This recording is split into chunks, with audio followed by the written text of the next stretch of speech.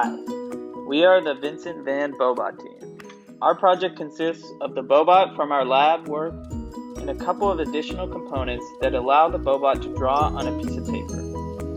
In addition to programming movements for the Boe-Bot to follow, we added a servo to move a pen up and down on the paper, a neopixel to help display when the robot was going to draw, and a microphone to record sound which controls the type of movement. Vincent van Gogh was a big motivation for our project. Drawing simple shapes may seem like a far cry from any of Vincent van Gogh's artwork, but don't worry, it also draws spirals. So basically, our robot could draw a starry night. The true motivation for our project was to make a robot that acts as a bridge between art and engineering. Our original goal for the project was a portable printer, but it proved to be a much harder task than we thought it was going to be. We tried to achieve image printing, but the path following and the precision needed was a bit too much for us to handle in our allotted time, so we decided to scale down our project goals.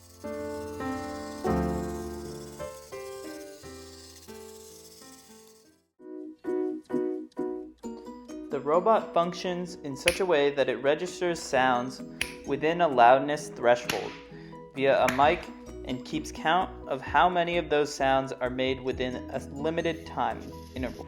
The time interval is shown on the neopixel stick, with each LED counting down 1 second until all of the lights light up and you know the time is over. Once time is up, the robot will draw a shape with the number of sides based on how many sounds it registered.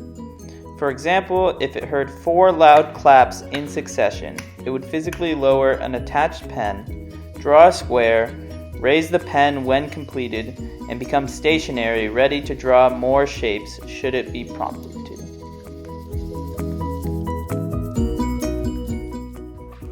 Our biggest challenge was definitely dealing with the continuous servos. The only way to control them without encoders is with a time-based command, not a degree-based command like standard servo motors. Due to this unfortunate reality of continuous servos, it took a lot of trial and error, and I mean a lot, to figure out how long each turn would take and how far you could go in a set amount of time. There was also a lot of inconsistency from day to day, possibly because of the battery power or wheel slippage. In addition, each Boe-Bot had to be programmed differently because of the difference in battery power, servos, and wheel size. This made it impossible for us to achieve our goal of image printing because it required precision, so we had to transition to simple shapes instead. Other challenges included the clap detection, which was sometimes too sensitive and other times wouldn't hear our claps at all. Towards the end of the project, it started to work better, but still wasn't as consistent as we would have liked.